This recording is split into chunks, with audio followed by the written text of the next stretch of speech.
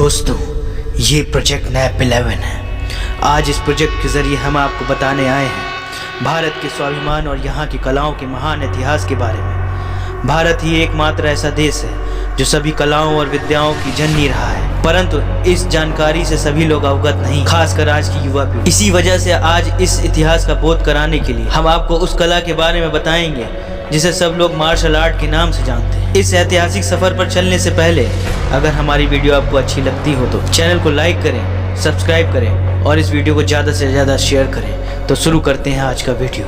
दोस्तों, अगर इतिहास के पन्नों को टटोलें तो हम पाएंगे कि सभी कलाओं और विद्याओं का जन्म हमारे आर्यव्रत देश से हुआ है, जिसके रचयिता कोई और नहीं बल्कि देवों के देव महादेव, जिन्होंने इन सभी कलाओं और विद्याओं को जन्म दिया, जिसकी वजह से हमारे देश की पहचान होती है। परंतु दूसरे देश इन सभी कलाओं को सीखने और अपनाने के बाद उसे अपना साबित करने में लगभग सफल हो जाया करते हैं, परंतु ऐसा वो इसलिए कर पा रहे हैं क्योंकि हमारा देश आज इन सब कलाओं को भूलता जा रहा है, जिसकी वजह से लोगों में इसका महत्व ना के समान रह गया, जिसका फायदा बाकी अन्य देश उठा रहे हैं। आज हम आपको बताएंगे युद्ध कला के इतिहास के बारे में, उसके उद्गम और उसको सीखने की क्षमता को कैसे विकसित करें इसके बारे में। मित्रों, युद्ध कला यानी मार्शल आर्ट्स का जन्म भगवान शिव द्वारा हुआ है। कहा जाता है कि शिव जी के तांडव नृत्य से नृत्य कला के साथ साथ युद्ध कला का भी जन्म हुआ है। युद्ध कला में योग आसन और लड़ाई लड़ने के दांव पेच सम्मिलित। कई सौ वर्ष पूर्व भारत के एक सन्यासी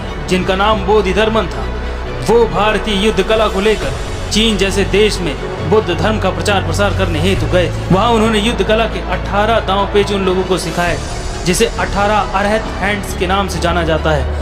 और जिस जगह उन्होंने प्रशिक्षण दिया वो जगह आज शाओलिन मंदिर के नाम से प्रसिद्ध है। और धीरे धीरे इसी के बाद से युद्ध कला का इतिहास बनना शुरू हो जाता है। ये कला टूटती है, टुकड़ों में बढ़ती है, जो आजकल वुशु, कराटे, ताइक्वांडो, कुंफू इत्यादि इत्यादि के नाम से प्रचलित है। दोस्तों, ये एक सम्मानित और गूढ़ विद्या है। इसको सीखने के लिए बहुत समर्पण की आवश्यकता है। यह हमारे देश का अभिमान है, यह हमारा स्वाभिमान है। दोस्तों, जो लोग मार्शल आर्ट्स की दुनिया में हैं या जो लोग आना चाहते हैं, मैं आप लोगों को ये बताना चाहूँगा कि एक मार्शल आर्टिस्ट की ज़िंदगी कैसे नॉर्मल लोगों की ज़िंदगी से अलग होती है। आपको पता है, एक मार्शल आर्टिस्ट के अंदर केवल फिजिकल स्ट्रेंथ ही नहीं होती है, ना ही किसी तरह की मार, लड़ाई या झगड़े तक ही सीमित है, बल्कि फिजिकल पावर और मार्शल स्किल्स से कहीं ज़्यादा एक मार्शल आर्टिस्ट में मेंटल स्ट्रेंथ और मेंटल टफनेस होती है। जी हाँ, वो आम लोगों से इसलिए अलग हैं क्योंकि वो मुश्किल हालातों को दूसरे नज़रिए से देखते हैं। उनका परसेप्शन ही अलग होता है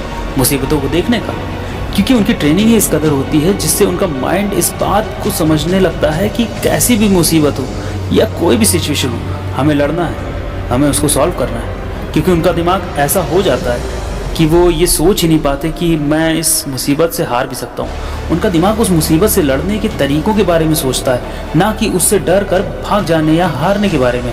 और ऐसा वो अपनी कठिन ट्रेनिंग के दौरान सीखते हैं। लेकिन बेशक एक मार्शल आर्टिस्ट पानी की तरह होता है। उसे पता होता है कि उसका दुश्मन कौन है, उसे कब, किससे, क्यों, कहाँ और कैसे लड़ना है।